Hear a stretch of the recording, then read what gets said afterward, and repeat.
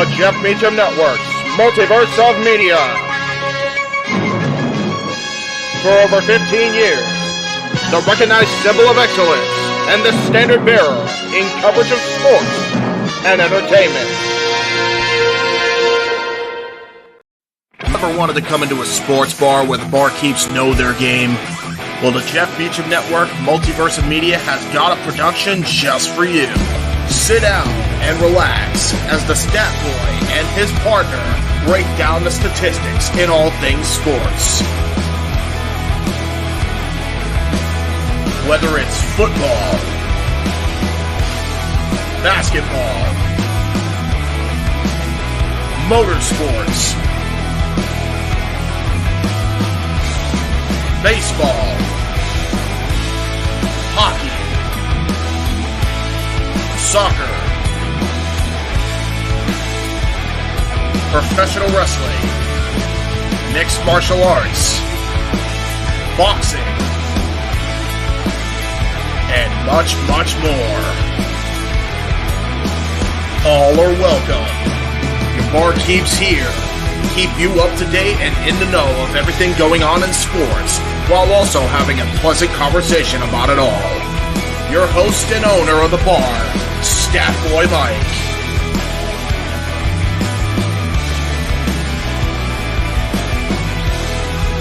His partner in crime, Dori Lou. And a host of other guests coming in. The food's hot, the seats are warm, the drinks are ice cold, and the sports talk is plentiful. Casa E18 Studios presents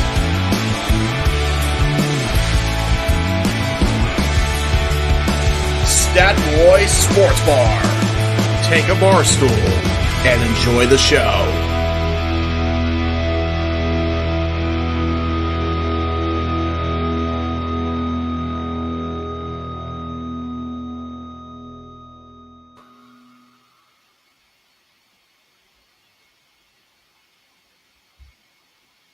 Welcome, my internet foolish fans, to this Halloween edition of Stat Boy Sports Bar featuring Dori Lou is back in the sports bar, and we are here on Halloween. Hope you're having a great Halloween already. It's only 4 o'clock on the East Coast, 1 o'clock on the West Coast, so we've got plenty of time to get that last minute candy shopping in, the alterations on your costumes, or make sure you get those movies ready, because who knows? Or if you haven't planned, why haven't you? Because it's Halloween. That's why. Because we've been busy between work and sports and stats, and we did not plan very well for our evening's activities, but that's okay. We're going to leave the porch light off and watch the movies. That's right. Kids, remember this. If the porch light is off, don't go near the house. If the porch light is on, politely get your candy. And don't throw eggs. Big mistake with the eggs. Or toilet paper anybody's houses or trees or cars. Okay. Why do you waste the toilet property paper in 2020? Well, these things always seem to come back around at some point. So Indeed. So let's get started with our what's on that. We've got about 90 minutes to go. We start off with golf. The men did not play this time. The ladies did. Go ahead, Dori Lou. Hold on, I just moved my note. So for the ladies, Celine Boutier won after a 9-hole playoff. She shot 8 under 64 with 8 birdies and had her final putt lip out on the 18th hole. Celine, and I'm trying to read Mikey's writing here, so I apologize, folks. Athea Titakul. There you go. Tied an LPGA sudden death playoff record with those 9 extra holes to determine the winner. This was Celine's 6th victory overall and her 4th win just this year alone. Can you imagine this? You're on the links. Standard is 18. You play 4 rounds. 72 holes just to tie. Then you essentially have to play what is called either the front 9 or the back 9 just to win. They could have kept going. They could have kept going back and forth, putt for putt. And I'm sorry, lipping out in golf is one of that's essentially hitting the crossbar in a hockey game, hitting the goalpost in football, hitting the foul pole, even though hitting the foul pole will be considered a home run. Okay, maybe not the baseball one, but you get it. The closeness of that, you're right there. Missing it completely, that's one way. But if you're like dead on and it just goes around that and it's out, that is so heartbreaking. Just a wee bit. Just a wee bit. So, Mikey, explain this. You said that her final putt lip out on the 18th hole. Okay, so that's the final putt that tied them, that they had to go to the extra 9. Okay, never mind. I understand your notes now. She would have won it. She would have had it there. They wouldn't have had to done that. And it's like, oh, now we got to. And then you figure strategy-wise, you're thinking, well, 1 or 2 holes, that's okay. But they had to do the whole front 9 of the course. Yep. Either way, our top 10, Celine Boutier, is at the number 1 spot where she belongs. Lily Vu has dropped down to number 2. Run Yin Yin is 3rd. Not much of a change in the top 6, but because of this runner-up position for Ataya, she moved up 6 spots, and now she jumps into the middle of the top 10 at 7th. Alison Corpuz is 8th. Ayaka Fiore of Japan is 9th, and Charlie Hall is 10th. All righty, let's move on, and let's take a look at what's happening on the courts with tennis. Jannik Sinner won the Erste Bank Open in Vienna, Austria. This is his 10th championship overall and his 4th championship this year. And Felix Auger-Aliassime he has 5 titles in his career. This is his first win in 2023. So congratulations to them. The Swiss indoors Basel is in Basel, Switzerland. Let's take a look at the rankings from our friends over at Pepperstone. They do the top 16, so we usually do the top 10. I believe the top 5 from Djokovic all down to Rublev, I believe it's the ATP finals. I need to do a little bit more research in that. So I believe that green check mark means that they've qualified for it. That is my offbeat guess because I didn't really prepare that much. My Greek player, Stefanos Tsitsipas, is in 6th place, so we're good with that. Alexander Zverev is 7th. Holger Rune is 8th. Hubert Hurkacz is 9th, and Taylor Fritz is 10th. Casper Ruud, who's been in the top 10 for the majority of the season, is 11th. American Tommy Paul, Australian Alex de Minaur, Karen Khachanov, Francis Tiafoe, and Milton round out the top 16. Let's take a look and see what the ladies did in tennis. All right, for our ladies, American Amina Bektas won her first title in her career. Following her, we have Brazilian Beatriz Haddad Meia won her 3rd title in her career, and in almost a recreation of a classic tennis moment, Coco Gauff almost channeled Steffi Graf when an overzealous fan asked her to marry her during a recent tournament in Cancun. Steffi, will you marry me? Coco, no, get a life, not mine. Oh, that's not what happened. Well, that would have been my response, unless it was somebody I actually knew, Well, kids, there you go. Who wouldn't want to marry Coco Gauff? She's pretty. Okay, but it's more than just looks. What about personality, chemistry? And we'll get on that subject another time, maybe. Okay. Super chat tiers. For $20, El Renegado de Lucha Libre calls the entire first hour of Halloween Havoc. A $70 super chat. You get them for the whole special. Remember, super chat, super chat, super chat. It's as simple as that. El Renegado de Lucha Libre. Oh, Lordy. For the record, that's $20 in total super chats, not just one super chat. But we prefer if it was one super chat so we could get this out of the way easily enough. $70 over the course of the entire string. Thank you. And that's to the Casa channel, for the record. Thank you, Producer Jeff.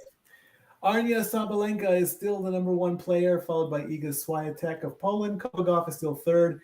Elena Rabakina has moved up one spot, switching spots with Jessica Paguglia. Markita von Rofusa is sixth. Ange Jabeur is seventh. Karolina Mukova is eighth. Maria Sakkari is ninth. And Barbara Krejcikova is 10th. Coco's still my number one, no matter how much. Absolutely. He's not.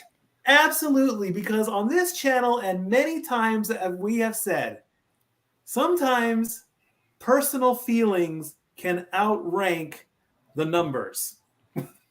We know this because we want to kill each other every time someone says greatest of all time. Yeah, that sounds about right.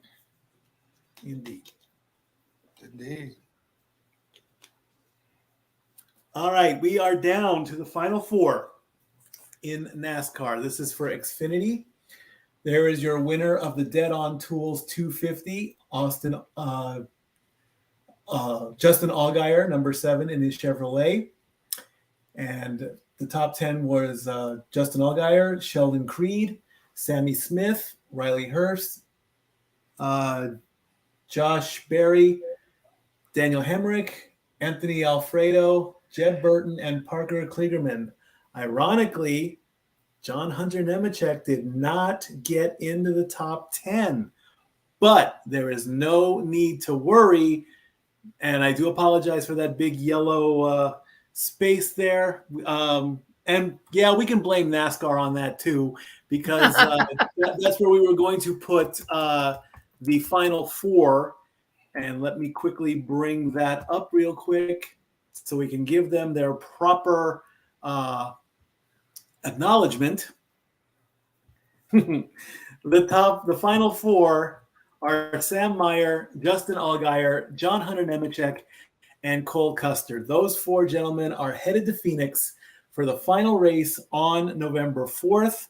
It's simple. Whichever one of them finishes ahead of each other, but they do not necessarily need to finish first in the race. So Sam Meyer can come in third, and Justin Allgaier can come in sixth, and John Hunter Nemechek can come in second, and Cole Custer can come in ninth. Then John Hunter Nemechek would be your Xfinity Playoffs champion. So whoever does the best without necessarily winning is just sweetening the pot. You come in first, not only do you win the race in Phoenix and get the prize money, you get the title as well. But because of the rules of NASCAR, hey, all you got to do is finish in the best. Go, John Hunter Nemechek. Go, John Hunter Nemechek. And definitely, I would even say, if you remember, we're also supposed to be working on the SBSBs. I would say right now that these top four drivers, they're pretty much a lock-in for nothing. I would definitely and gladly put them in a nomination block for those four. Indeed. But we have several months to get that together. But, as NASCAR's official season is coming to a close, keep them in mind keep those NASCAR drivers in mind for when we decide to start our first official SBSBs award. That's right. Same the thing. Xfinity 500, the cutoff to the top. Go ahead. I was going to say, keep that in mind too, because we had our short season with the women's NBA. We need to keep them in mind, and any other sports that we have covered that maybe their season has ended and their next season's not going to start until after we finish our season here. But we want to keep all our Indeed. men's and women's sports in mind for when we get to that point. Indeed. Ryan Blaney won the Xfinity 500, which helped put him into the championship for next week's race. Eric Almirola took second. Denny Hamlin took third. Chase Briscoe took fourth. Joey Logano took fifth. Kyle Larson took sixth. Christopher Bell took seventh. Chris Boucher eighth. Austin Cindric ninth. And Todd Gillian 10th.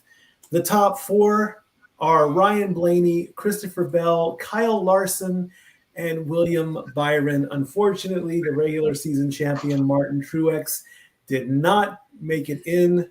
He didn't finish strong enough. He didn't get enough points. He was 28 points down. Hamlin was only 8 points down. Reddick was 43 points down, and Boucher was 58 points down. So these four drivers are locked into Phoenix. And I'm gonna say Kyle Larson gets the Cup Series this year. Hendrick Motorsports is just so dominant.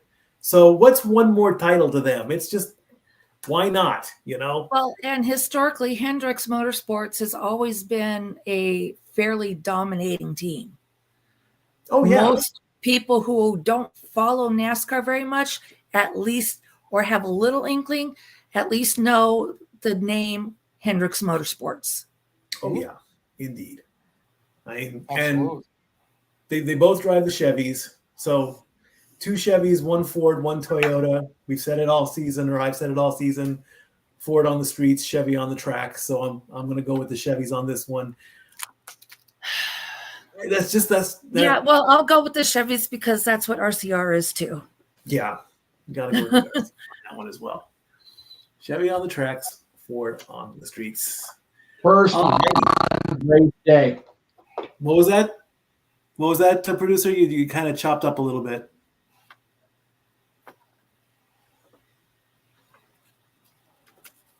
Ford is first on race day. Well, they're not proving it very well right now, but I'd like to see it. I would right too. Now. But, Right now. Again, NASCAR with me just kind of went the way it went this year. So who made the best man win, as long as it's not Denny Hamlin or Joey Logano or the other antagonist assholes. So they can still win the race. They just can't win the Cup. I don't want them winning anything. I'm just that petty and mean about it. Okay, well, I completely agree with that when it comes to Joey Logano. I'm not sure about Hamlin. I'm kind of iffy on him. Hamlin was all right till he became a whiny putz about things. So anyway. Yep. Playful guys that know just like in this shit. Hey, we're having a friendly conversation about it. Just like it says in the intro. Just like it says in the promo. That's there you right. go. I'm trying very hard to not be unfriendly with my computer, but acting the way it is. So here we go. Let's try. There it goes. Piece of dog shit. College football. Get ready, Zach. I know you've got things to talk about, and in this, let's start off again with the number 1 Georgia Bulldogs. Again, playing a team that just Florida, the Gators. Okay, great team, but they're not ranked. They won 43-20. Michigan was on their bye week. The Ohio State, number 3, defeating Wisconsin 24-10. Florida State defeated Wake Forest 41-16. Washington defeated Stanford 42-33. Kansas upset Oklahoma. There's a surprise, 38-33. Texas defeated BYU 35-6. Oregon defeated Utah in a good 25 matchup, 35-6. Alabama was on their bye week, so they get to come back next week and get ready for another big play there. Penn State defeated Indiana 33-24. Arizona upset Oregon State by a field goal, 27-24. Ole Miss defeated Vanderbilt 33-7. Notre Dame defeated Pittsburgh 58-7. Missouri Go Irish. The Fighting Irish of Notre Dame, Notre Dame, Notre Dame. Damn right, baby. Missouri on their bye week. Georgia Tech upset the Tar Heels 46-42. That's a shocker. Louisville defeated Duke Duke didn't even come to play, 23-0. I mean, That's not what a it looks single like, point at was least. scored. The Air Force, keeping us safe in the skies, defeated Colorado State 30-13. Our Vols defeated Kentucky 33-27. Tulane Woo! 30-28. The Bruins Go took Jaguars. out the Bruins beaten Colorado 28-16. The Trojans defeating the Golden Bears by a single point, 50-49. That's And embarrassing.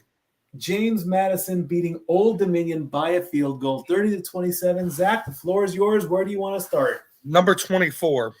Number Let's start with 24. All right. Trojans? Trojans, Golden Bears. I hope let's Mama start- Sam is watching. Let's start with the Trojans. Let's What? start- You better put the disclaimer up on this one. We've got family that has ties to USC. yeah. Let's start with Caleb Williams. Go ahead. Caleb Williams is going to be the projected number 1 overall pick in this year's upcoming draft. We all know it. It's been the same conversation for the last 3 years.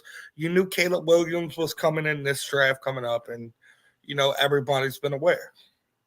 But Caleb Williams, last week, on Wednesday, put out a tweet or put out a message with his agent identifying teams and letting teams know, if you draft me, I want ownership in your team.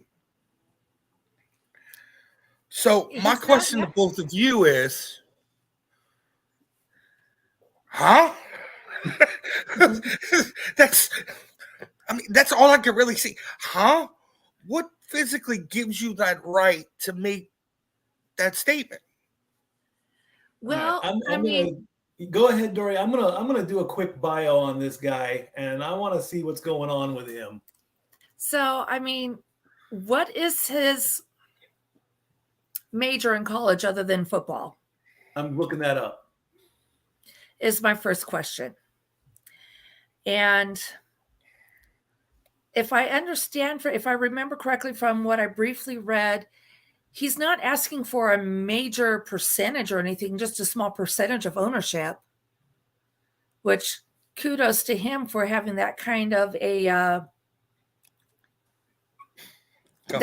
plan, that kind of an outlook. But at the same time, dude, you're a young teenager. What are you bringing other than your play? Okay, so he's 21 years old. He transferred from Oklahoma to USC to follow Lincoln Riley, who is his head coach now, who my projection, since I'm the college guru, is that also Lincoln Riley is going to be the next coach of the Chicago Bears after the season, and he's going to follow Caleb to the NFL. So that's kind of where things are looking at the moment. Okay. I think it's it's between two coaches, and they're both in college. One college is trying to push their coach out to go to the NFL, even though I feel like it's him doing it to himself. He's trying to get that excuse. He did win the Heisman in 2022. He was named the AP College Football Player of the Year that same year. So he's got to be doing something right to be this important. As far as the let's call it the demands, if that's what we really, if we want to call it that. Uh-huh. I don't see, if I'm the coach in the NFL and I hear that some upstart who is a Heisman Trophy winner and he wants part of the team just to play, I'm closing the door on him. Number one, he's too young. Okay, you shouldn't really consider ownership, and this is my personal opinion. You shouldn't consider owning a team unless you don't play, unless you're a business person or you're retired. Okay, because the thing is, football players just don't really retire. They stay a part of the business. We see it in the commentary booth all the time. So I don't even think that a player can own part of a team. That sounds like a conflict. I mean, you want to win championships for your team. You want to get out there and throw the ball. That should be your focus, not the business. You should not have a say as to who gets traded, salary caps, how much money they're paying, how much money they're spending. That should not be your concern. So it's like betting on. It's like betting on your own team. It's like betting on your own sport. It falls all along the lines of the same category. That's why everybody made the call when their quarterbacks got hurt at the beginning of the year, like the Jets with Tom Brady. Tom Brady cannot play football right now because he owns the Raiders. True. Well, plus he's up there in years, and this is his third retirement. Go ahead, Jeff. If they're not going to let Pete Rose in the Hall of Fame for betting on his team while actively managing the team, this should be the same type of scenario. Thank you and good night. I didn't want to say it. That's exactly where my head is. My head went straight to Pete Rose. It's like, that's yeah. It's one of those business player things, again, that we've also talked about. It's like, if you're in the business of the game, if you're wearing the suit and tie, you're on the field coaching with your headset on, and then you go back to your office and whatnot, that's fine. There's that business side, player side. There's no middle for this. There is no middle. There in life, there's one or the other, and there's gray. But in this situation, I don't see a gray. I see business, player. And I would love to say that. Renegade says pro athletes, especially football players, tend not have a long lifespan due to injuries for his career.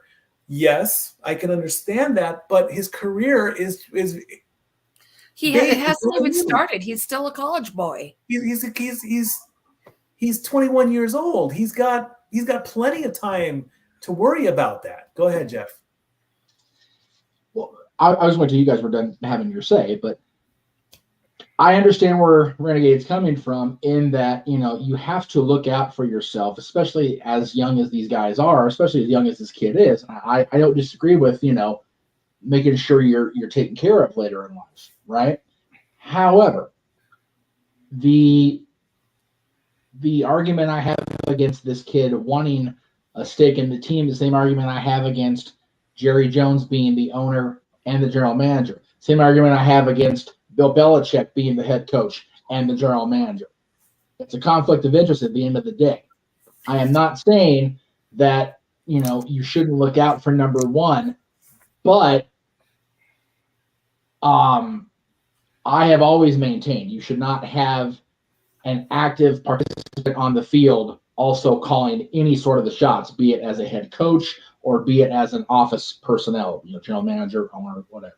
Those are completely different things, which is why I had no problem with Luke Robitaille assuming the role of president of business once he actively retired from the National Hockey League. That's why I would have a problem if Tom Brady played even for the team he had stake in. Because much like people in wrestling had a problem with Jeff Jarrett being the NWA champion for however many years as NWA champion off and on while he was running TNA. Yes, in wrestling's case, it's a little bit different because you're booking. You can rely on yourself to not flake. If you are the active first-string quarterback of a football team or whatever position this kid is playing, I missed that part, so forgive me. You're not going to take yourself out of the play to play somebody that potentially could run a play better or be a different dynamic on the team because you're looking out for number one, which is your own ass. Mm-hmm. So that's where I have a problem with players being active play callers. I said that about wrestling, which, active play callers, wink, wink, it's a fake sport. Yeah, I get it. It applies even further here. Well said. Anything else you want to talk about college football, Zach? Or Michigan. Michigan, go ahead. I'm out. Fuck Michigan. All right, so we all know we've had this conversation many times. The beginning of the season, Jim Harbaugh was suspended for the first 3 games for taking a recruit for a cheeseburger. Mm-hmm. Damn, those cheeseburgers must be good, man. But I digress on that. But now Michigan's under investigation for stealing signals. I saw that. Uh-huh. You know what it is, right? It's Houston all over again. No. You know who's doing it, right? So they had people going to the opponent's games to watch their play calls, their signal calls, and report it back, essentially, so they could determine what play they were calling so the defense knew how to react. So it sounds like apparently doing this is just not good enough in football anymore, because no matter what, they're going to – I mean, it's almost like they have to – I'll bring up a South Park episode. They have to put their head in a box and watch the game through a camera somehow. It's just It's more than this, Mike. It's more than this. Go ahead, Zach. You do realize it's all a setup, right? Of course.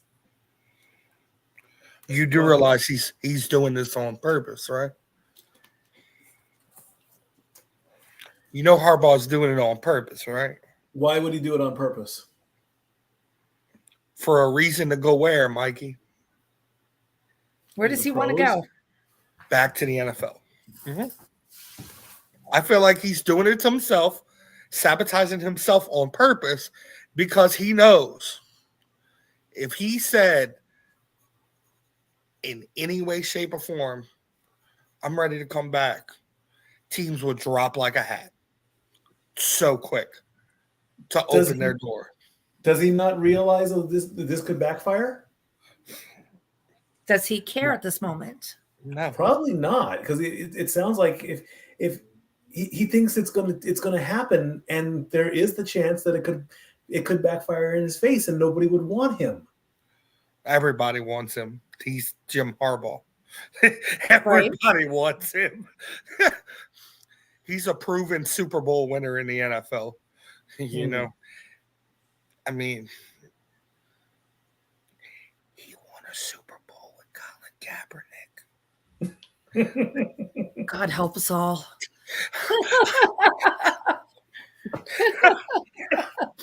That's all I have to say there. When you bring both names together, God help us all. This week is LSU Alabama. It's rivalry week, baby. There you go. And Notre Dame has Clemson. So there you go. Now it's time. Who's Georgia have? Georgia probably has no one. Okay, wait. That's what I wanted to say about Caleb Williams. What's that? Caleb Williams' career is Georgia's schedule. Okay. You know what I get by that? What's that? He ain't played nobody. Exactly. Well said. When he played Notre Dame 2 weeks ago, guess what happened? What happened? Got his ass kicked. He got his ass stomped. 3 interceptions, sacked 8 times. He got exposed on national television. That's what happens when he plays a real defense. He ain't playing nobody out there in California except for Washington, who's, oh my God. That team is just nasty. Indeed, my Huskies are Cougars. Indeed, they are. All right. What's next? Or America's pastime, correct? Yeah, I believe it is. Yeah. Yes, the World Series is upon us. See, I wore the wrong shirt today. Yeah. Before the World Series started, we had to determine which team was going to come in. And last Tuesday night, it was the Diamondbacks who took out the Phillies by a score of 4-2. We have already had 3 games so far. Game 1 had to go into extra innings, and Texas edged out Arizona 6-5. Then in Game 2, Arizona said, we're not going away like that, and they crushed the Rangers 9-1. And Texas came back in Game 3 and won that one. It's now 2-1, and Game 4 is tonight at 8 o'clock, which is Eastern. just probably the start of trick-or-treat time, I believe. That's not too late. That's not too early, not too late, but who knows?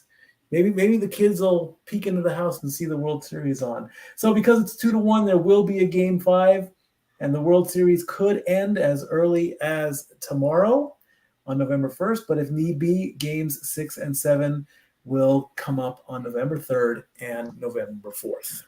Come on, Arizona. Go Texas. Go Rangers. Negative. Go Texas. Go Rangers. I gotta stay true to the AL West, even though the Angels got the boot before. Nothing good comes out of Texas winning anything. Oh, I'm sorry. Besides Dallas, I need that Super Bowl win to happen. Okay, since we're talking sports, I'll leave it alone. Yes. If you say nothing good comes out of Texas, we'll have to have a discussion because all 3 of my grandbabies were born in Texas. Yeah. Put yourself in the penalty box for 2 minutes. We'll talk about basketball.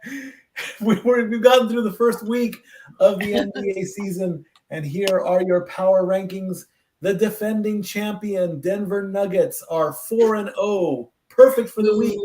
So they are the number 1 team. The Mavericks and the Celtics are right below them. They are still undefeated at 3-0.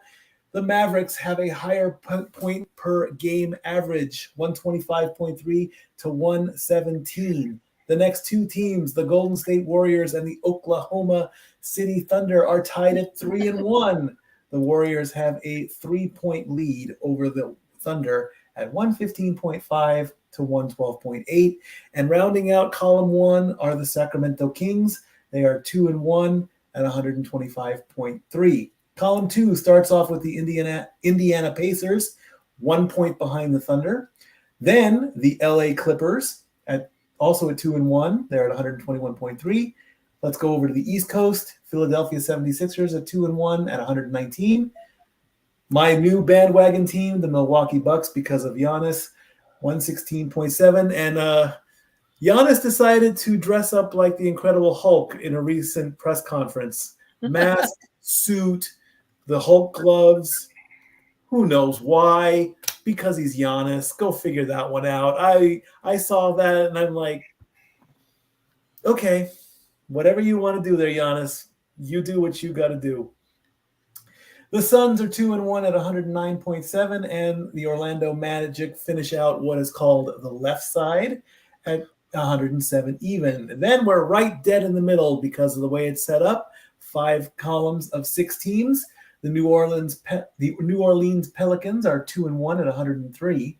Yeah. And then we go to the teams that are at 500, which are the Hawks, the Pistons, the Lakers, the Bulls, and the Nets. The Hawks lead at 121, followed by the Pistons at 110.8, Lakers at 110 even, Bulls at 105, and the Nets are at 122. So then the Nets should be higher. That's a bit of a botch there because the Nets should be where the Hawks are. It don't matter at this point. It doesn't matter at this point. We move to the right side of the column. The Wizards are the number 1 team up in column 4 at 1-2 at 113.3. Our neighboring Charlotte Hornets are at 112. The Cleveland Cavaliers are at 110.7. The Spurs are at 109.3. The Knicks are at 105.7. And the Minnesota Timberwolves are 1-3 at 104.3 at the bottom of column 4. And then column 5 is where you do not want to be because the red creeps up towards the end of the season. The Jazz, the Heat, the Trailblazers, and the Raptors are all 1-3. And the Rockets and our hometown Grizzlies have not yet won a game this season. Starting at end of this week starts the NBA tournament play, where teams play each other for the brand new created NBA Cup and $1 million prize. So next week we can report that those games will be reported separately. It's not going to be an every game kind of thing. It'll just be the games for those groupings and things like that. So next week we'll do the power rankings for week 2 and where the standings are in the NBA Cup, and you'll see that next week.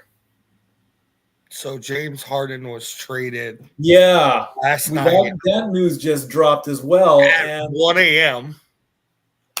James Harden, I look, and I don't want to sound disrespectful to him.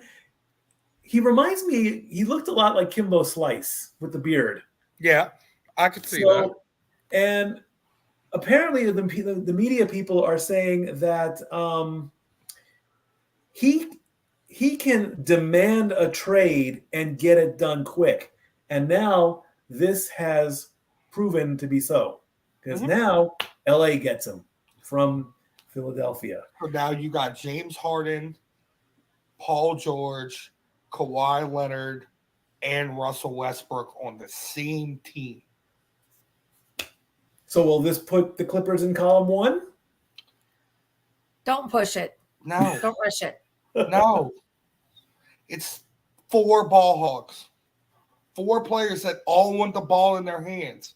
It's like having 4 Kobe's with not Kobe's skill on the court together at one time. It's going to be a hot mess because they're all going to be fighting for the ball. Yep. Indeed, they will. Let's go from the court to the ice, and let's take a look and see where the hockey players run. That was the next graphic that came up. So let's get the power rankings for some hockey. The only kind of movement the Clippers need to make is the Inglewood faster. Nice. I like that one. Good one indeed. Indeed we do. Yep. Inglewood, Fabulous Forum. All right, here we go. The Vegas Golden Knights are still the number 1 team going into week 4. This is the week 3 results. Now they have. I'm sorry, I'm reading the comments. Oh my God!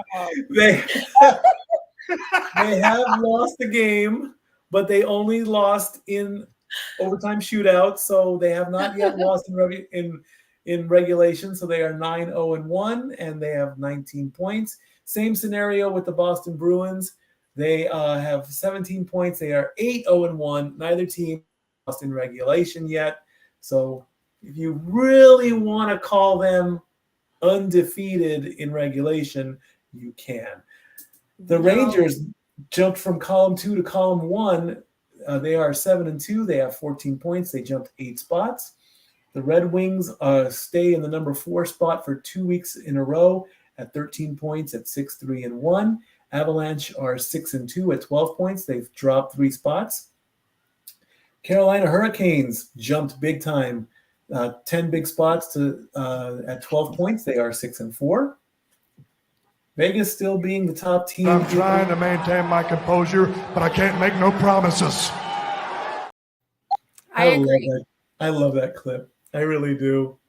I love that clip so much. Stone cold. The Dallas Stars are at 11 points at 5-1-1. They only dropped 2 spots, and the New Jersey Devils round out column 1 with 33 goals at 5-2-1. They jump 9 spots. The Vancouver Canucks stay atop column 2 for the 2nd week in a row, followed right behind the Toronto Maple Leafs. They did not move. The Montreal Canadiens are 5-2-1. They did drop 4 spots, excuse me. And the Tampa Bay Lightning gained 4 spots at 4-2-3. The Ducks, something lit a fire under the Ducks, because last week they were in column 4 and now they are all the way in column 2. They leapt over the 3rd column. I don't know what. Oh, here we go. Here we go.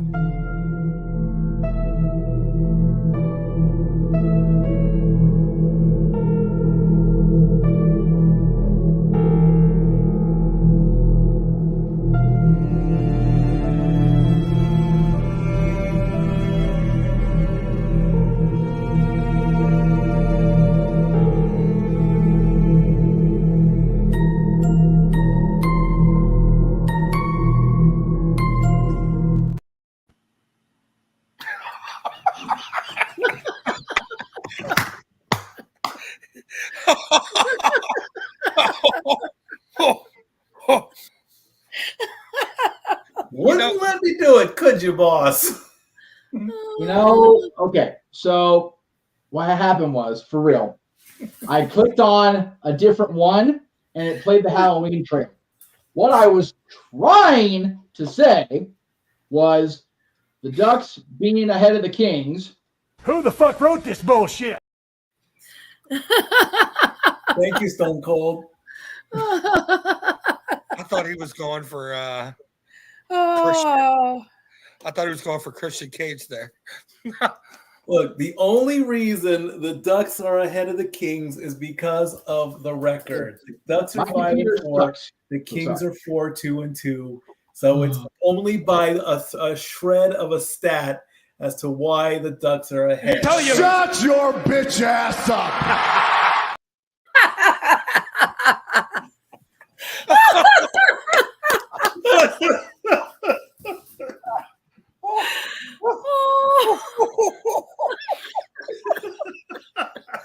Yes. I'm done. Dad, I want to hear it. All right. So I don't like these damn power rankings no more. Damn if it. this happens next week, I don't even know if I'm going to make it to next week. we'll make it to next week. Oh my goodness. I'm crying over here. But we're going to go ahead and skip the rest and say, unfortunately, my Minnesota Wild are in the bottom of that second to the left column. We have a run in. Hang on, we have a run in.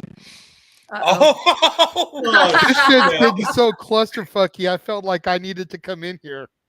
Hi, JJ. Welcome, Renegade. Happy Halloween. God damn. I can pretty much guarantee how Dori's feeling when it comes to Minnesota being as low as they are. Hang on, let me make sure he took the right one.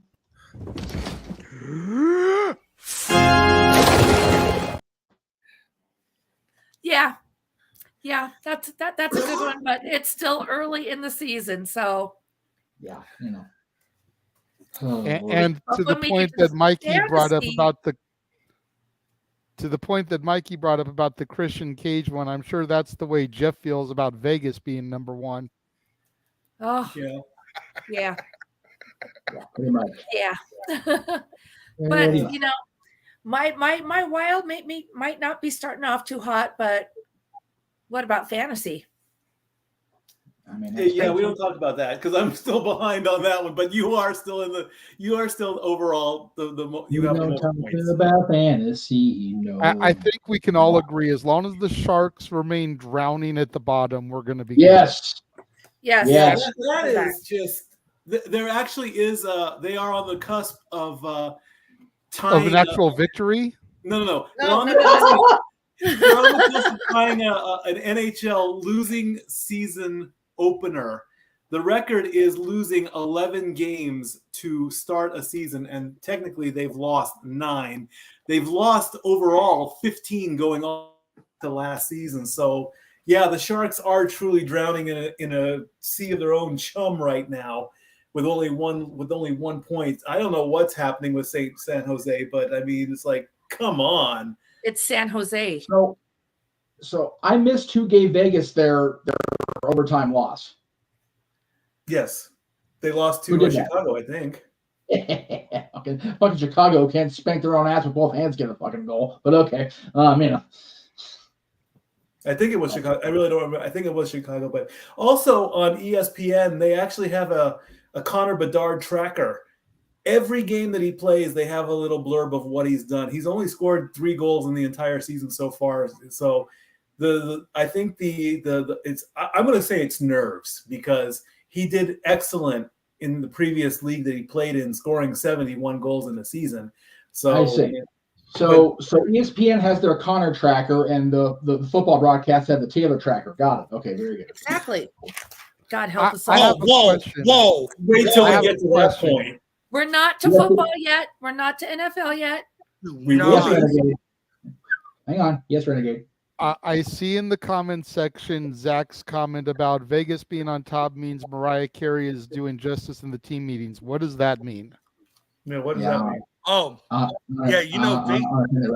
Mariah's still doing her residency there, and the coach does their team meetings at her shows. Oh, okay. Building. Oh, wait. Mariah has her residency at T-Mobile? Yeah, but it's like 2 nights a week. Oh, okay. Well, that's why she was able to be a DCA for Oogie Boogie Bash last night, dressed as Jessica Rabbit. Oh, Lord. That's who that was. Fuck me. Okay. All right, cool. That was going to bug me all day. I didn't know who that was. All right, where the hell are we in this crazy-ass show anyway? I think we're getting ready to finally hit the meat and potatoes of Subway. Oh, that's Sports right. That's right. Yeah, Eat football. Ooh, potatoes. That's right. Potatoes. Potatoes. The best in the world at what they do. They Yeah, fry. They mash. They So monster said Ben mash. Savage on Girl Meets World, so it's got to be true. Right. All right. That means I have to switch screens here, so just give me a second. Here comes. Well, and it looks like Daniel is really enjoying the show. Good. Yes. Daniel always enjoys our content, and we love Daniel for it. Yes, thank you, Daniel. Well, since Daniel's enjoying the ad libs, for anybody out there that's not enjoying the ad libs, please, and I mean this from the bottom of my little ginger heart. Go fuck yourself. I tried to set you up to use it when I mentioned the Golden Knights theme, but you totally missed that lob pass. But you came back around to it. Wow. Damn it. Should we take a break or should we just keep going?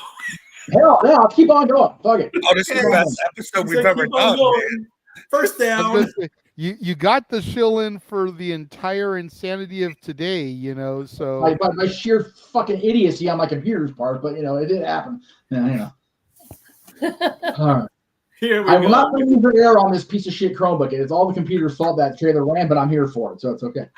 Indeed. All right. You know what? I'm gonna go ahead and hang out here because I want to be here to fuck with Zach when it comes to Tay Tay. Very funny. Oh, yeah, here we go. As you can I don't see, have to do it through the chats today. I can actually be on screen to do it. There you All go. right, we'll take it. We'll We take it. started with the Bills taking on the Buccaneers, and the Bills win 24-18. Dori, you got the stats for that game? Of course. Go for it. Of course. So, Mr. Mayfield, yeah, well, we'll do that. Mr. Mayfield was 25 of 42 for 237 yards, 2 touchdowns, no interceptions. He rushed 3 times for 19 yards with no touchdowns in those rushing. Just because I said I was going to start doing this, your top rusher was running back Rashad White. He rushed 9 times for 39 yards without any touchdowns. And he was also your top receiver. Targeted 7 times, made the target every single time. 70 yards total. Again, no touchdowns. Now let's go over to Buffalo with Josh Allen was 31 of 40 for 324 yards, 2 touchdowns, 1 interception. He rushed 7 times for 41 yards, 1 of those resulting in a touchdown. Your top rusher for Buffalo was James Cook, 14 times for 67 yards. And your top receiver was Khalil Shakir, 6 of 6 for 92 yards. Neither one of them resulted in a touchdown, though. And because I've been working on some of my notes here, where's my pencil so I can check things off? I had a note for Tampa Bay. Mayfield plans to play on November 5th against Houston. And they just signed quarterback John Wolford to their active roster for Tampa Bay. By the way, folks at the Feature Network and the Cost would like to thank ESPN for their stats today because Jeff couldn't get the graphics done in time because he was busy doing every fucking thing else that we're doing later today. Anyway, carry on. Yes, thank you, ESPN. Thank you, Hey, ESPN. Woo, Espen. The Bills signed Leonard Fournette today. Oh, there you go. There you go. All right. Jeff is happy that the Cowboys routed the Rams 43-20. I know what's I'm that. not. Aw. Aw. Were you not entertained by the Dallas Cowboys this week?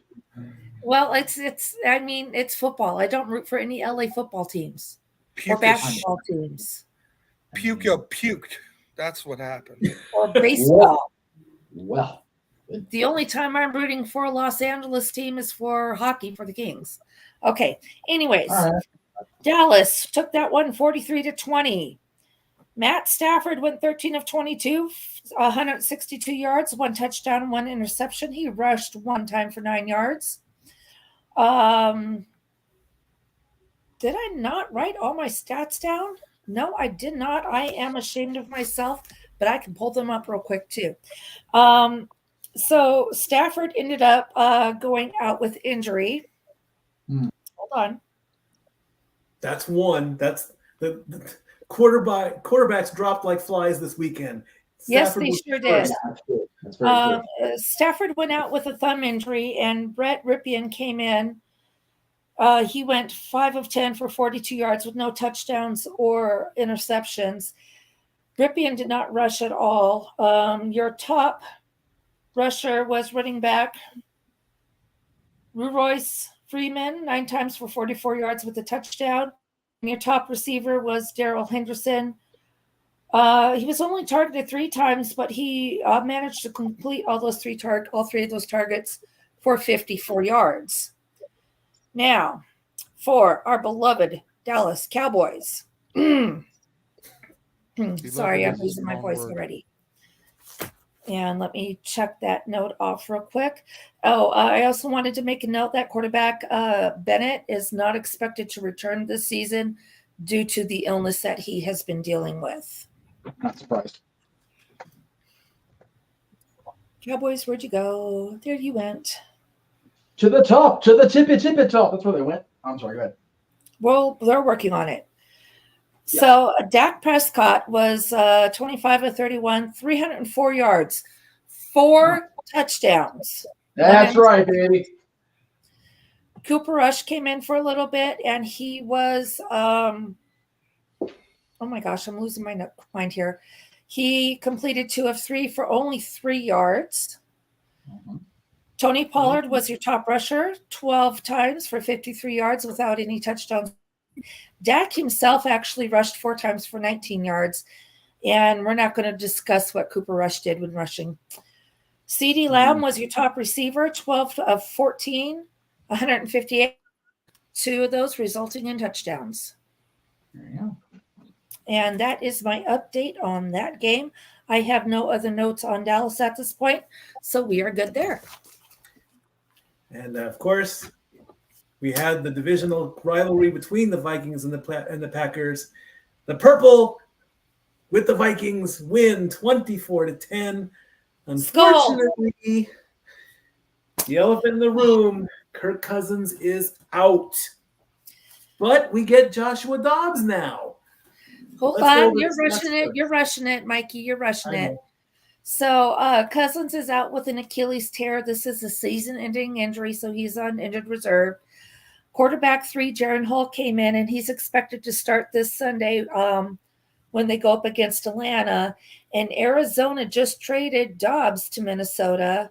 And Nick Mullins, who's actually the QB2, is still out injured reserve with a back injury. And now that bad news is out of the way. And the Vikings also picked up Cam Akers from LA for draft picks. So let's not push the panic button on the Vikings just yet. They're 4-4. They're going to be okay, I think, in the next couple of weeks. It's when they go at the end of the season. That's what I'm going to worry about. Yes, Zach. Did you want to put your 2 cents in before I give these stats? I'll do it afterwards. Okay.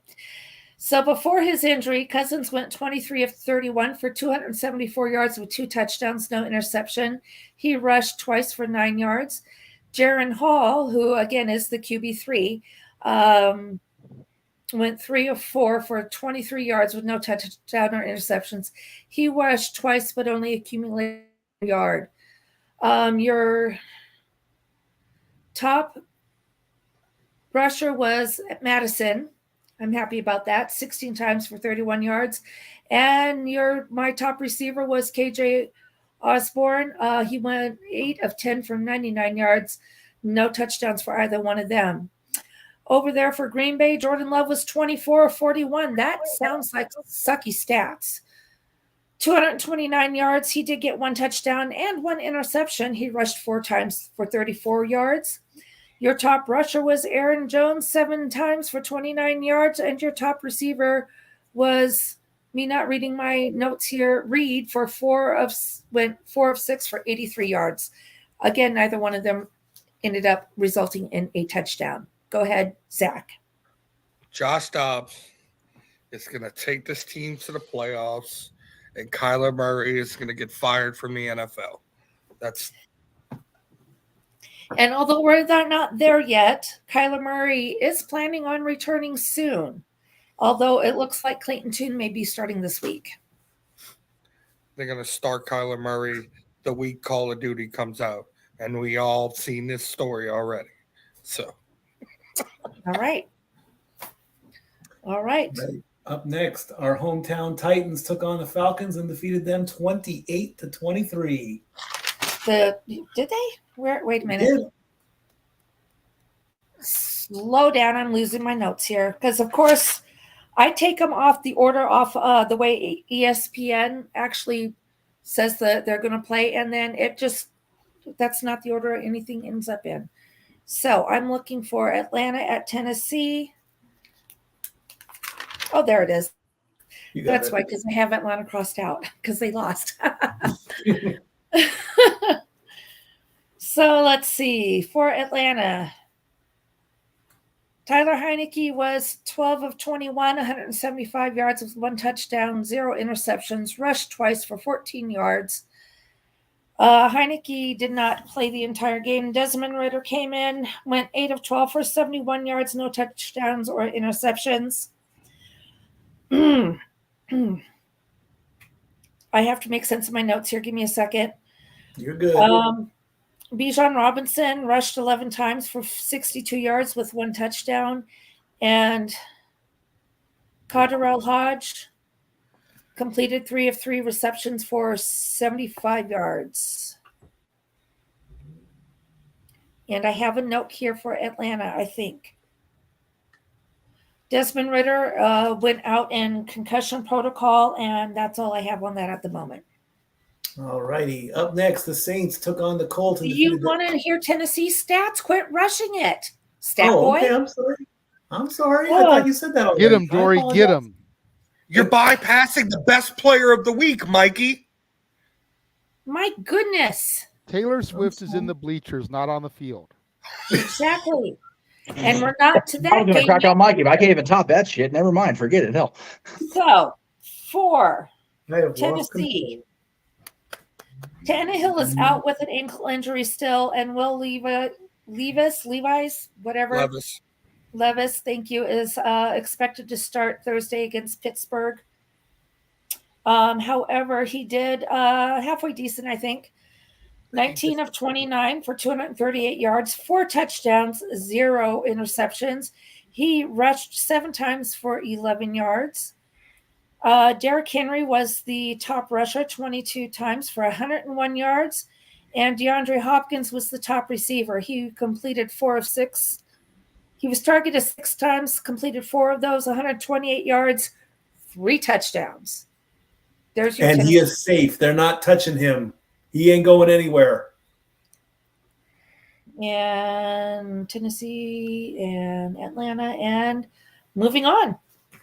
All right. The Saints ended up beating the Colts 38-27. The Saints, they needed this one. I'll tell you that right now. I'm still not impressed. Why not? Because my quarterback cannot get any type of a relationship going on with my wide receivers. And it's pathetic. And I blame the offensive coordinator. He is terrible. He is terrible, terrible, terrible.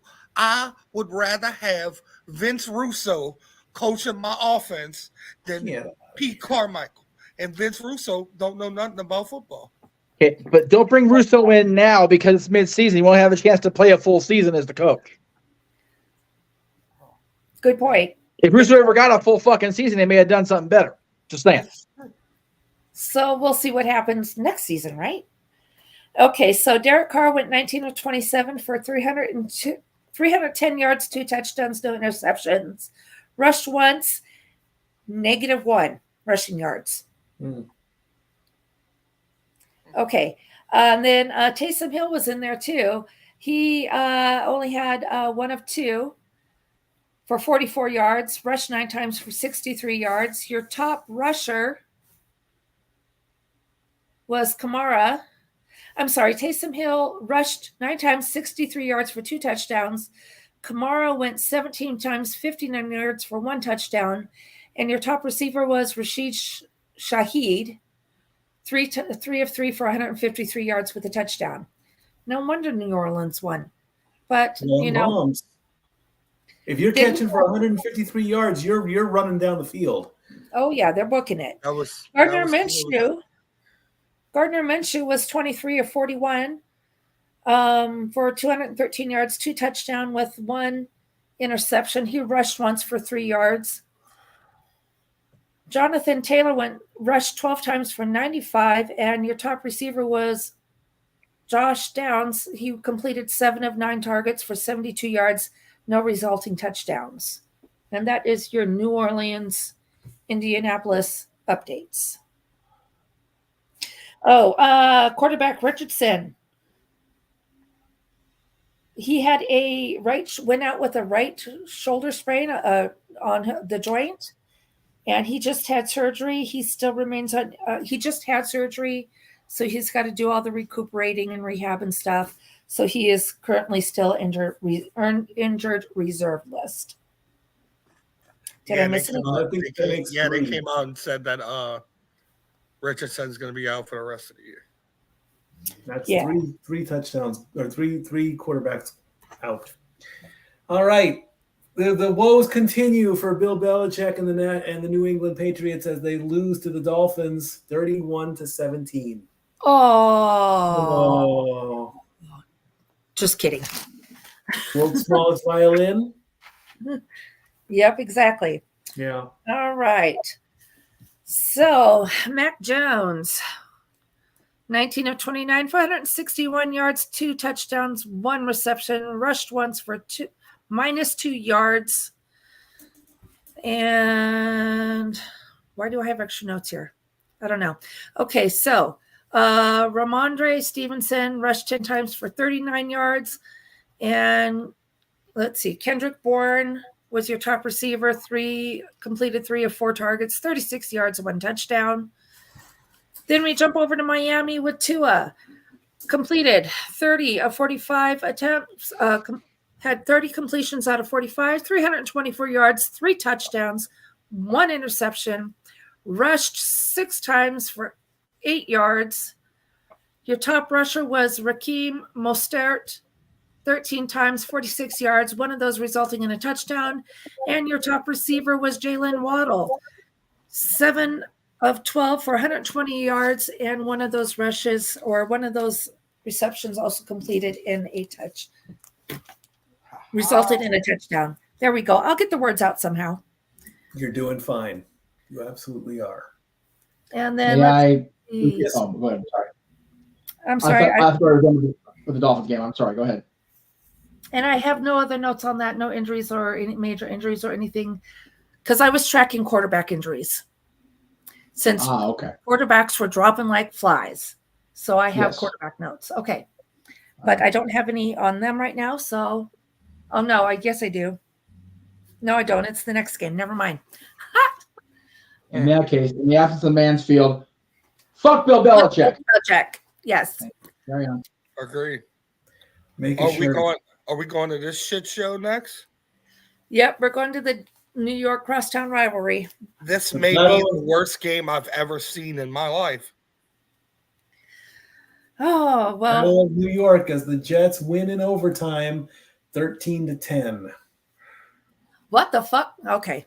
Do we have an F-bomb count now? Well, we could.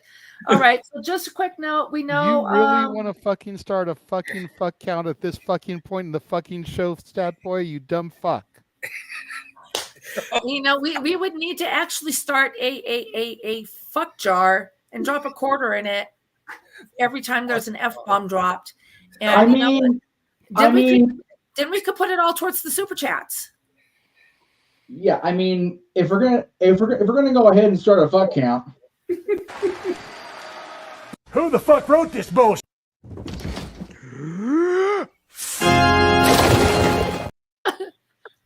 Yes. Stat goal approved.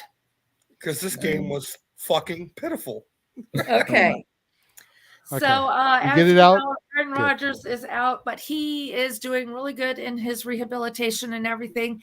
And he is hoping to return before the end of the season to get a couple games in. He can't run on it yet. He can't do some of the stuff, but he has been trying to work out with the team. He's just not cleared to play yet. And on the Giants side, Daniel Jones and Tyrod Taylor remain questionable. Taylor is out with a rib cage injury, and I don't remember what happened to Daniel Jones. It wasn't in my notes. But moving on from there, Zach Wilson of the Jets, 17 of 36, 240 yards with 1 touchdown, no interceptions, rushed 4 times for 25 yards. Running back Breece Hall was your top rusher, 12 times for 17 yards. That is pitiful. Mm-hmm. I agree. Let's see. Was this also the game where the ending field goal didn't even look like a field goal? I don't know. I wasn't watching it. I was at work. Just wait till we get to Tommy DeVito. That's right. Yeah, that he's coming up. But your top receiver for the Jets was Garrett Wilson, 7 of 13 for 100 yards, but no touchdowns. Okay, so Tyrod Taylor did start the game out 4-7 before he went out for that rib injury. Only 8 yards with no touchdowns or receptions. He did rush 5 times for 23 yards with no resulting touchdowns. Tommy DeVito. What the fuck, Giants? I remember even thinking this when I was writing down these stats. 2 of 7, -1 yards. Rushed 4 times, 12 yards. One of those was a touchdown. Your top rusher was Saquon Barkley, 36 times, 28 yards, but no touchdowns. And your top receiver was Darren Waller. He only got 1 of 2 for 4 yards, and he's the top receiver? Yep. I have nothing else to say about this game, okay? That's just... Yeah. Good night, everybody. Zach is 100. Zach is 100% on. This was the worst NFL game I think I've ever seen in my life. It's the worst NFL game I've ever written stats for in my life. Yeah, the Giants lost, and I'm still upset. I didn't watch this fucking thing. Like, that's how bad it was. The Giants lost, and I'm still upset. And if you look at the team stats, so yeah, Tyrod Taylor had 8 yards passing, and Tommy DeVito had -1. But if you put the team stats together, and you look at it according to ESPN, the Giants had -9 yards passing. Yeah. They were going backward, and it shows. That is pathetic. God, they're so bad. I am so glad I was at work and did not have to subject myself to this one. I'm ashamed my team's in their division. Why I don't watch football. Yeah. I'm ashamed that my team's even in the same division as EJ Who's. So we haven't even gotten to the Monday night game, which, at one point on Monday night is like, is there even a point in watching this game? No, there wasn't. I don't. I watch Raw. I was going to say, I was watching Raw. Yeah, I'm good. Good for you, because I'm sure it was much more entertaining. Oofa. All right. Jacksonville Jaguars at the Steelers. Jacksonville took this one 20-10. Do I have any side notes here? No. Yes. Kenny Pickett was out with a rib injury, but he expects to play on Thursday. That was the only note I have. Okay. So, But we'll get to that in a minute. How'd the defense do for Pittsburgh? I'm curious what Greg's going to say tomorrow. Offense. Sorry. Offense. Hey, let's bring him in now. Let's keep the party going. Hey, where are you? We can't keep the party No. too long. We got shit to do today. All right. So for Jacksonville, Jeff needs some semblance of a break between this and Halloween Havoc. Please, okay. I'm begging you. All right. Running through some more stats here. Trevor Lawrence completed 24 of 32 pass attempts for 292 yards, 1 touchdown, 1 interception, rushed 1 time for 10 yards. Travis Etienne was your top rusher, 24 times for 79 yards, and your receiver was Evan Ingram. Perfect 10 of 10 for only 88 yards, but neither one of them got any touchdowns. So how did Jacksonville win? Okay, never mind. ETN caught a touchdown. And it was like a 55-yard touchdown, too. It was good. The reason Jacksonville won is because something Tony Khan is doing has to be successful. I was going to tie it back to Tony Khan also. I was going to say something about him tweeting, Yeah. Well, of course, he has a major announcement tomorrow now for Dynamite. So maybe it'll be I'm leaving AEW because Jacksonville's actually doing something positive. So I'm going to go fuck them up, too. Anyway. I guess he's channeling his inner Whitney Houston. Jumping over to the Pittsburgh side. Yes. Trubisky went 15 of 27 for 138 yards, 1 touchdown. He threw 2 interceptions. He rushed 3 times for 18 yards. And Kenny Pickett went 10 of 16 for 73 yards, no touchdowns or interceptions. He rushed once for 10 yards. I believe it. Yep. No, well, I was questioning, if Trubisky, why did Trubisky go out and Pickett come in? Pickett went out and Trubisky came in. Yeah, I was going to say, you that's what it is. I have them backwards. I apologize. Thank you. Jalen, I'm trying to read my own scribbles. I apologize. Jalen Warren Yep. rushed 5 times for 19 yards, and your top receiver was Deontay Johnson. He completed 8 of 14 for 85 yards, and that is that game. All righty. The Eagles. 38-31 over the Commanders. That's on the other page. Hold on. Okay, fine. Turn the page. I turned the page. Good job. Turn the page. Capital City Bastard. I was just going to say, Jeff, how are you feeling about this right now? Fucking Commanders suck my ass. Jalen Hurts was 29 of 31 for 319 yards, 4 touchdowns, 0 interceptions. I'm reading my notes. He rushed 4 times for 6 yards. He sucks at rushing, doesn't he? Anyways. I'm just going to say this on that one there. Like a shit week. DeAndre Swift rushed 16 times for 57 yards. He did get a touchdown out of one of those. And A.J. Brown was your top receiver, 8 of 8 for 130 yards, 2 touchdowns.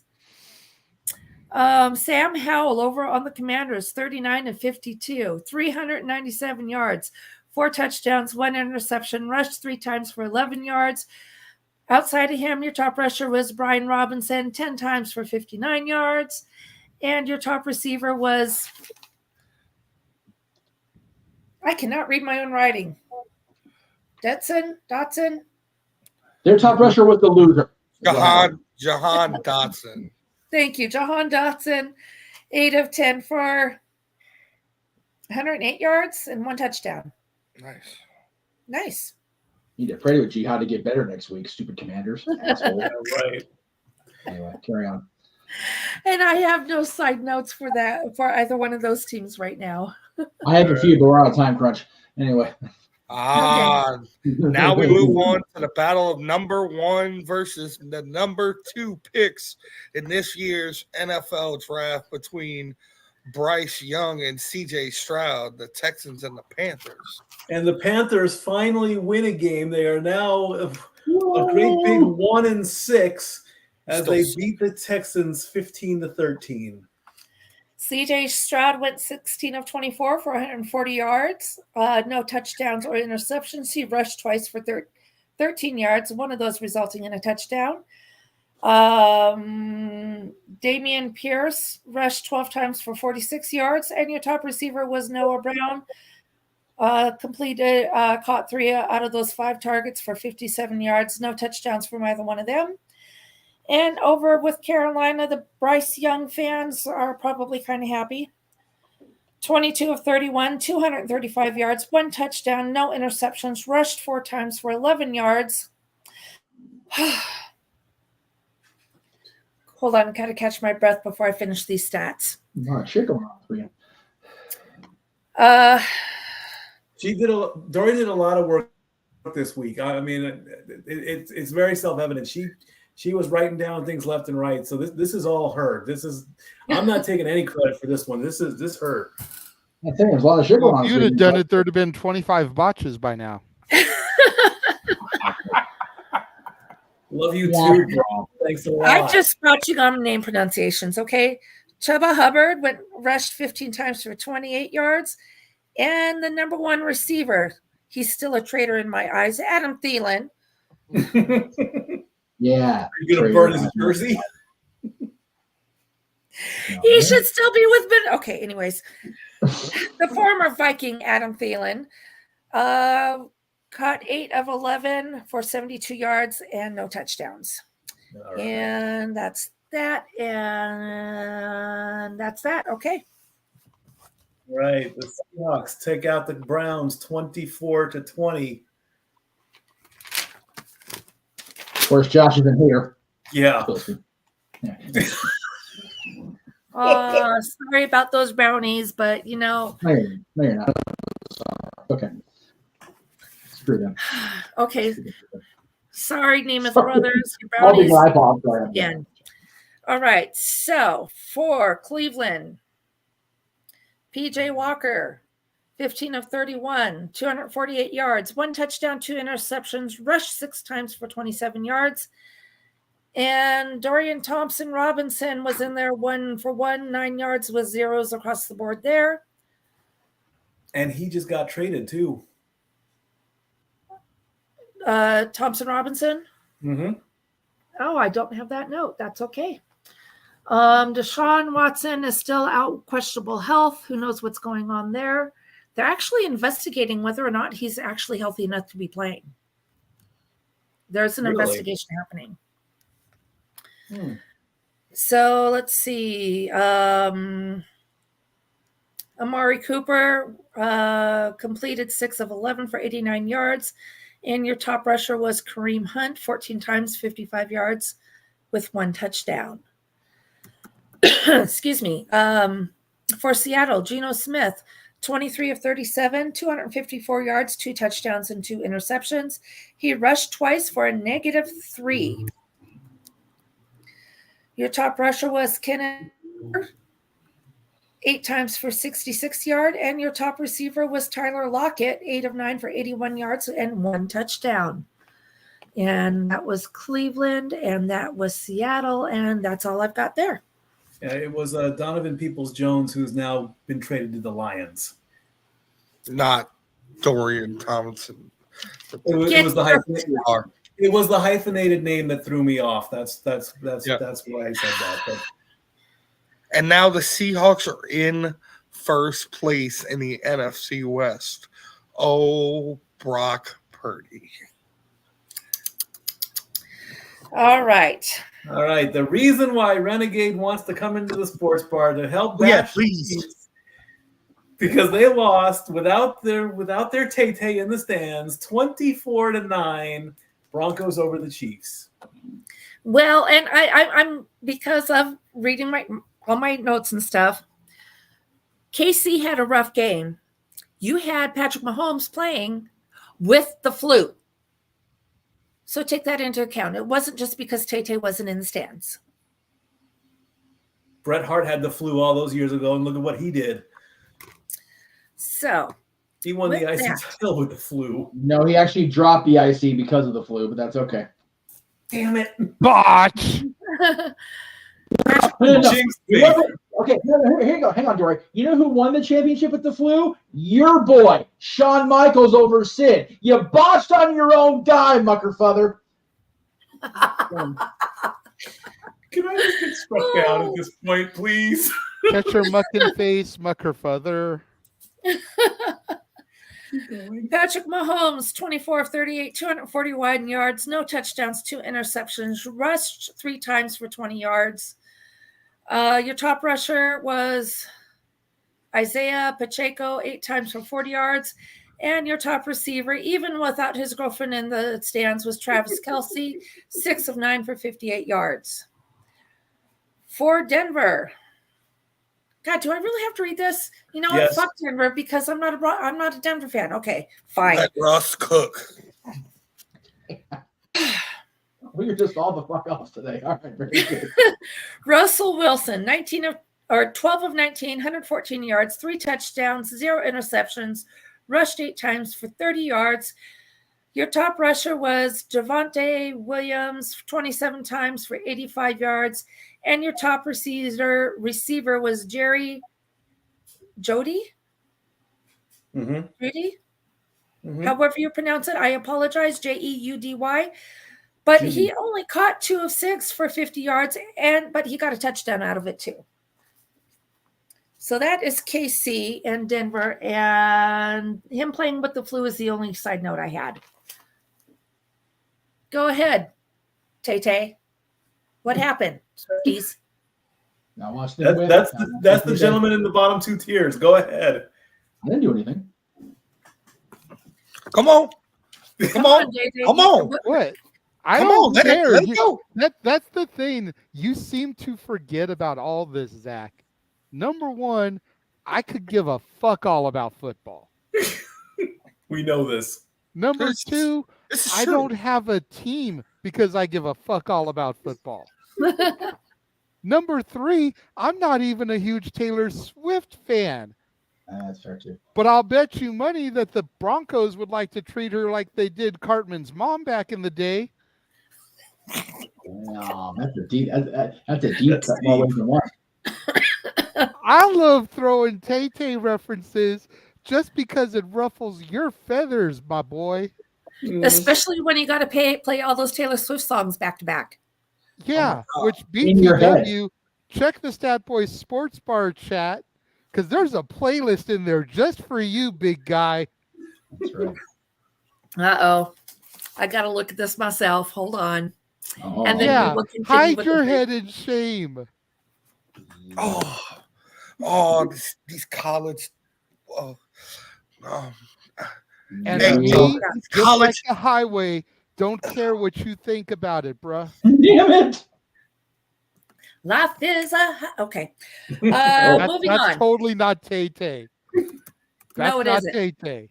No, that But she wasn't. does sing on a song called Highway Don't Care, which was the joke in that reference. McGraw fan understand the reference. After Keith Urban fan. That bitch and ass commercial logos.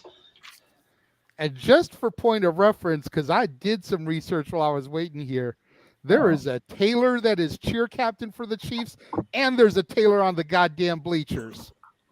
Okay. Okay. He's Hold walking on. off. Okay, hold on now. Wait a minute. Taylor, so someone want to make the joke, Taylor is both cheer captain and on the bleachers. She's cheer captain and she's in the bleachers. We're taking the segment too damn long. Look, hold up, everybody. Zach stood up for this. I have, I have to give credit where credit is due. I have to. I mean, it wouldn't be me if I didn't give credit where credit's due. Right now, Cruel Summer is the number 1 song in the country. There you go. The number 1 movie in the Billboard. Yep. On the box office, Taylor Swift. Yep. The number 1 rating from television is the Chiefs games when Taylor Swift is there. Yep. He is on top of the world, and I get it thrown in my face all day, every day, sideways to Sunday. That's part of being a DJ. But damn, can it stop, please?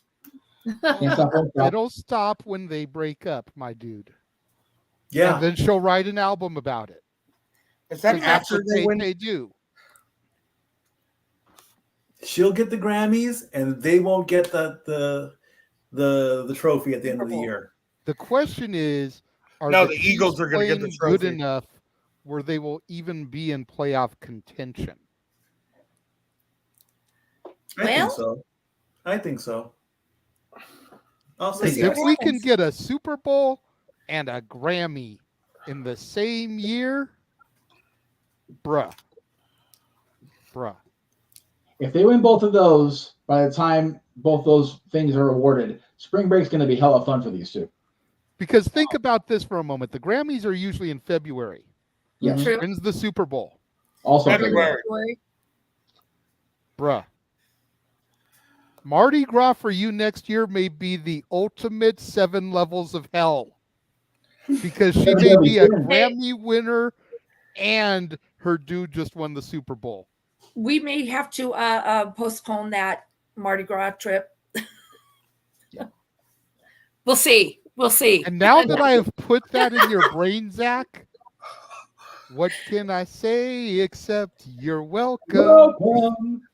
Zach, come. I will figure out a way for us to be there for Mardi Gras no matter what, even if it's just to help you get through it. Well, He's gotten so flustered he can barely speak. His head's going to explode. So does this mean, hold on. Okay. Let's say the Chiefs are in the Super Bowl, right? Does this mean Taylor Swift is going to hijack Usher's halftime show? No. Yes. Yes. Are they going to boo Usher off a stage for Taylor Swift? Yes. Bruh. Taylor Swift going to run up on stage and be like, Usher, your performance is good and all, and I'm going to let you finish, but... I had the best album of the year. I love it. She's going to Kanye that shit, huh? Because let me ask you this. What year was the last time Usher had a hit? Yeah. I'll wait. It's been a minute. Yeah. Been a long, hot summer. When was the last time like Tay-Tay Usher, had a but hit? it's been a minute. Oh, the pin fell apart. When was the last time Tay-Tay had a hit? Right now. Last week. Thank you. All right. So moving on. Moving right along. Because we know. So now that I producer roasted lots to Zach go. like some good street corn, Hold on. back to the toast of the show. Please. Oh, Mexican. Another Ravens one. Okay, Moving let's keep right on. Baltimore Ravens at the Arizona Cardinals. Baltimore won this one 31-24. Lamar Jackson went 18 of 27 for 157 yards, 1 touchdown, 0 interceptions. He rushed 5 times for 17 yards. His top rusher was Gus Edwards, 19 times for 80 yards, 3 touchdowns. And his top receiver was Mark Andrews, 4 out of 5 for 40 yards and 8 touchdowns, if I'm reading my scribble correctly. Joshua Dobbs, who is now a Minnesota Viking, but I don't think we'll see him for a couple weeks yet. It's a little short notice for him to be ready for this Sunday. 25 of 37, 208 yards, 2 touchdowns, 2 interceptions, rushed 6 times for 26 yards with 2 touchdowns. His top rusher, actually, he was the top rusher. So behind him was Amari DeMarco, if I read that right. 20 times for you know what? I take that back. He was not. Josh Dobbs was not the top. DeMarco was 20 times for 78 yards, and the top receiver was tight end Trey McBride, 10 of 14 for 95 yards with a touchdown. And that is your Baltimore and Arizona update. All righty. Up next, the Bengals and the 49ers. Bengals and the 49ers. Ha ha. Bengals win 31-17 over San Francisco. Joe Burrows went 28 of 32 for 283 yards, 3 touchdowns, 0 interceptions, rushed 6 times for 32 yards. His top rusher was Joe Mixon, 16 times for 87 yards with a touchdown, and top receiver was Jamar Chase, 10 of 12 for 100 yards with 1 touchdown. Brock Purdy, how was that? There he is. That was very good. That was very good. 22 of 31 for 365 yards, 1 touchdown, 2 interceptions, rushed 6 times for 57 yards. top rusher was actually Purdy. Behind him was McCaffrey, 12 times for only 54 yards with a touchdown. And the top receiver was George Kittle, 9 of 11 for 149 yards. And I have no other updates on those teams. So we go on to Sunday Night Football, where the Bears just cannot win when in Los Angeles. That streak is continuing on. Bears in Los Angeles, not going to happen. Bears in Tennessee, absolutely, but not in Los Angeles. As the Chargers take out the Bears 30-13. This kid had the greatest Sunday Night Football intro I've ever heard in my life. I am so on board with this kid Tyson going forward, man, because he has energy. I mean, if Tony Khan and Triple H are paying attention, this kid could be a major star in WWE just on promos alone. Tony Khan can pay attention. Anyway,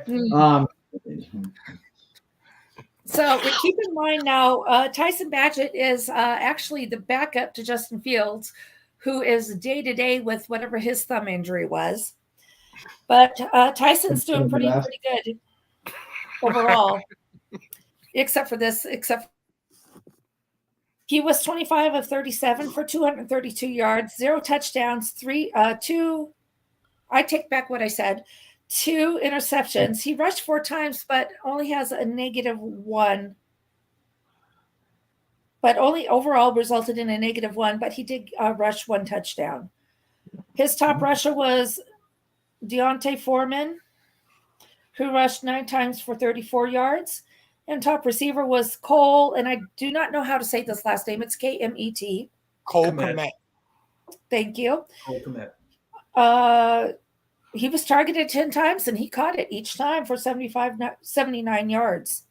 Notre Dame, Over baby. for the Chargers, Justin Herbert went 31 of 40 for 298 yards, 3 touchdowns, no interceptions, rushed once for 1 yard. Austin Eckler rushed 16 times for 29 yards. And he was also the top receiver. Targeted 8 times, completed 7 of those for 94 yards with a touchdown. And got that note, and that's all I've got on those teams. And it was finally, not a good week for running backs running the ball, was it? Not besides Saquon, who ran the ball 50 times, but you know. And he got good. I mean, you got Jamar Chase got it for 100 yards. Yes, Daniel, we know the Lions won last night. We're going to get into that one right now. The Lions last night on Monday Night Football, 26-14 over the Raiders in a profanity-laced game, which rivals this episode of Sports Bar. The censor people on last night's broadcast worked overtime because almost every play, somebody was saying something loud enough to where the speakers picked it up to where it went over the broadcast where they had to mute everybody. The Raiders were ticked off. The Lions were insane to where one of them, I can't remember which one actually was now being called the Lion Leap into the stands. And there was a lady there who grabbed him, and she just picked him up out of this. He's in the stands. Well, she had help, but yeah, that was actually pretty cool. It was better than a Lambo Leap. It looked like she did it herself. And that was if she did it herself, that was amazing to lift a football player with all his pads on. Go ahead and give him the stats. I'm looking real quick because we had that. If you don't have it, I think I can get it in the backup real quick. Let me bring it up. I've almost got it. 5 seconds. 4, 3, 2, 1. Got it. Okay. Jared Goff went 26 of 30 for 272 yards. No, I touchdown. got that. No, I was looking for who the player was because it was in one of our chats. Oh, it was Jahmyr Gibbs. Okay, there you go. It was little Gibbs. Ugh, Alabama. So for Las Vegas, Garoppolo went 10 of 21, 126 yards, 0 touchdowns, 1 interception. He rushed twice for a total of 12 yards. Your top rusher was also your top receiver. That was Josh Jacobs. He rushed 15 times for 61 yards. and he caught 2 of the 4 targeted at him for 27 yards. One of those resulted in a touchdown somewhere between the rushing and receiving. Jared Goff went 26 of 37, 272 yards, 1 touchdown, 1 interception. Rushed 2 times, -2 yards. It was John Gibbs rushed 26 times for 152 yards with a touchdown. And the top receiver was Amon-Ra St. Brown. That's one of my guys.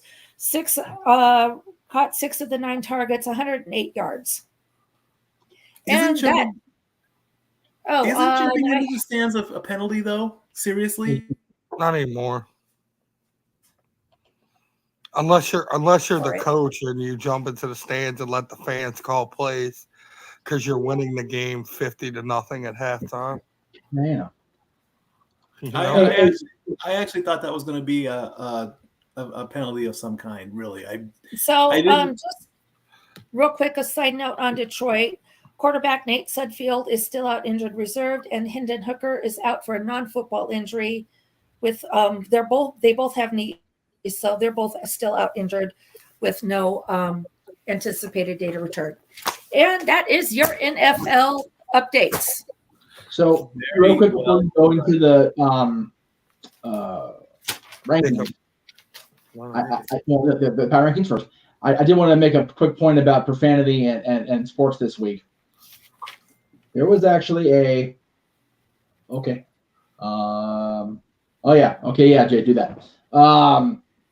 There was so here, since you're leaving, I'll go ahead and bring your plug up, which I probably don't have it loaded in here because I suck.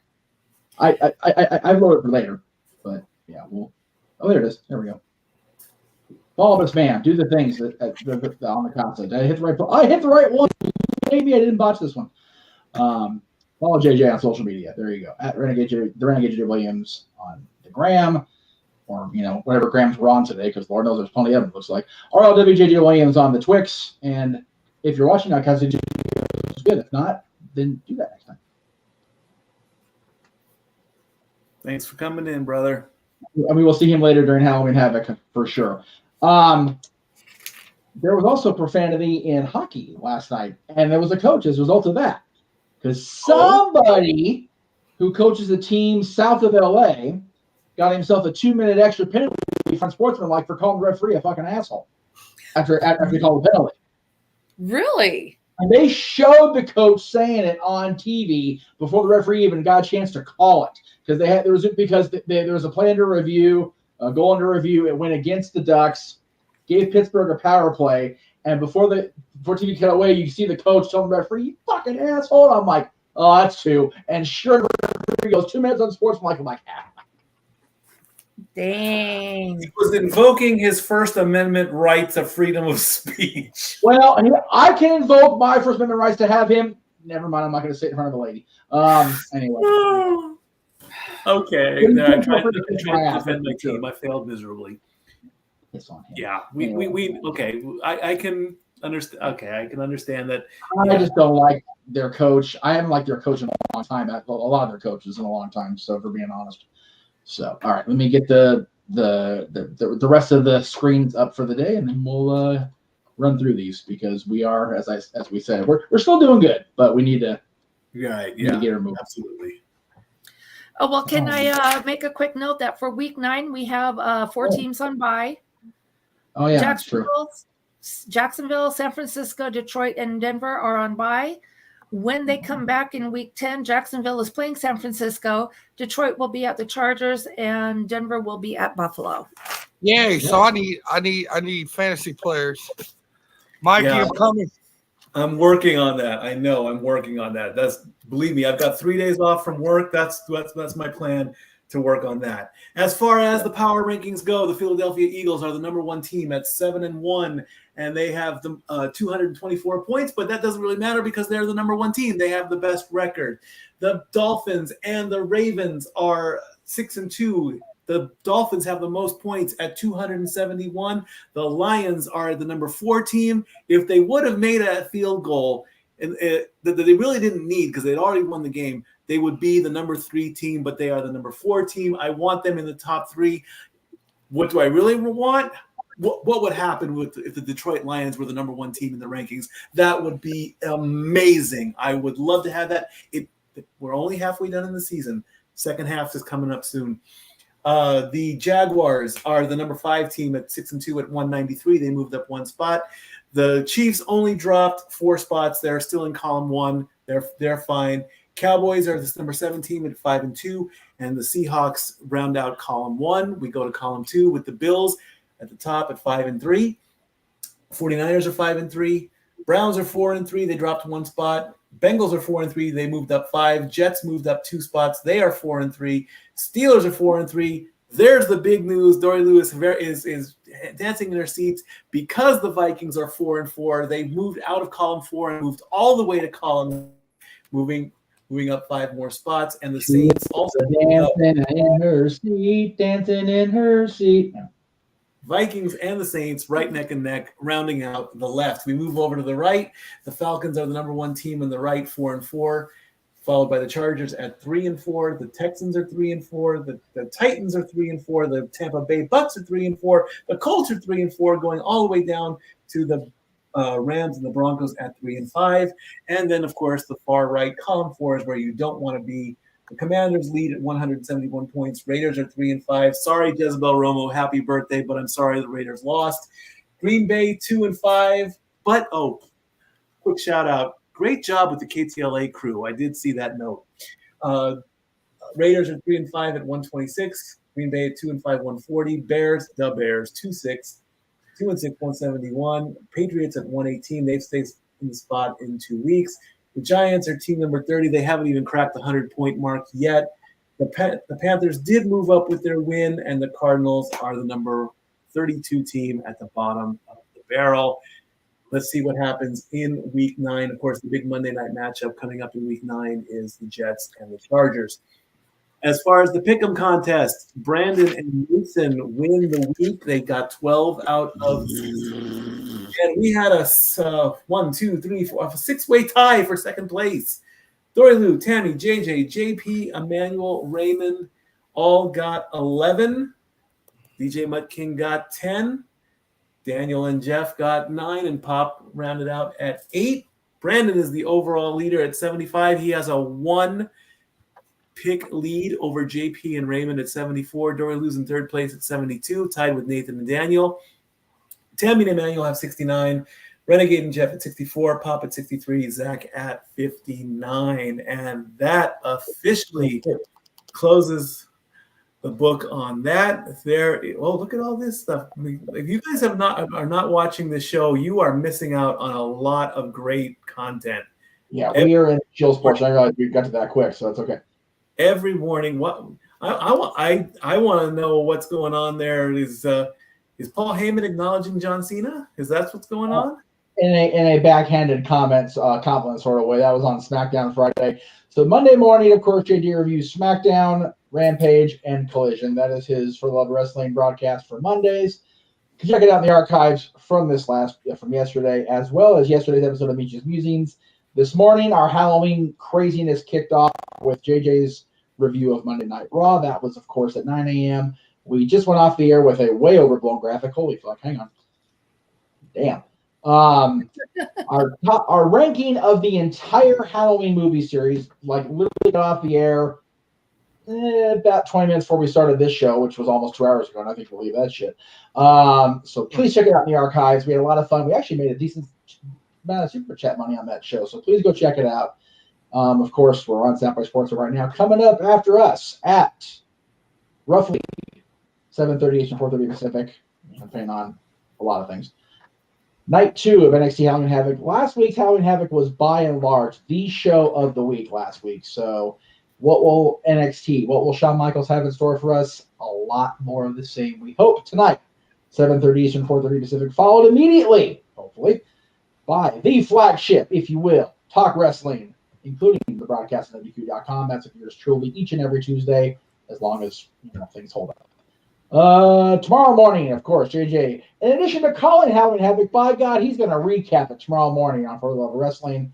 And then we'll have, God damn, there it is. Oh, great show tomorrow, 7 o'clock Eastern, 4 Pacific, minus Jeff Meacham, because Jeff Meacham will be at the Guns N' Roses show at the Hollywood Bowl tomorrow night. Let's see here. There we go. Then JJ will be reviewing Dynamite Thursday morning on For the Love of Wrestling. Thursday night after the East Coast feed of Impact Wrestling, the debut of TNA Throwback Thursday on my channel, the Jeff Meacham Network, as we count down to Hard to Kill, which of course is coming up in January. The return of TNA Wrestling, our first match featured with Noah and Attila on the call, will be from Genesis 2007 as Kaz, not yet Rick Kazarian officially, goes up against Christian Cage in a number one contender ladder match to determine the next challenger for the TNA World Championship. Simply predicting for this weekend's crown jewel will be Friday afternoon at 5 p.m. Eastern, 2 p.m. Pacific with Noah and possibly JJ, depending on school pickup allotment, if you will. We'll see where JJ is at. But Noah will definitely be on the call with Simply Predicting on Friday afternoon, followed up by our coverage of Turning Point from Impact Wrestling at 7:30 Eastern, 4:30 Pacific across the multiverse, actually. Everybody's going to be watching that one. They were up ass early because WWE hates us. At 9 a.m. Pacific, noon Eastern, they have a countdown show or kickoff show, so we're going to be live as they go live, but I'm not moving it back any further because I got to get some goddamn sleep. Crying out loud. Crown Jewel is at noon Eastern, 9 Pacific. Of course, Saturday night, the usual shenanigans across the multiverse with open mic night, topics to be determined. Sunday, the No DQ review returns after being off this last weekend for the Riffs anniversary. And, of course, you can go vote on NoDQ.com's feature section, the Hall of Fame section, for this year's Hall of Fame inductees. Currently up for vote is male superstar, female superstar, tag team or faction, and non-wrestler, excuse me. And then JJ will be back next Monday with his weekend review for this coming weekend. And then Meecham's Musings Monday night, again, 7 o'clock Eastern, 4 Pacific, before Monday Night Raw. And then we go back to JJ's review of next week's Raw, Tuesday morning. And then we're back here Tuesday afternoon. Hopefully it's 7 o'clock Eastern next week, because I don't think there's anything going on that I should have to be preempting anything for next week. You are correct. I'm very certain that next... Whoa! What the hell? Cool. What was that? This is Pop. That's is Jerry. Pop?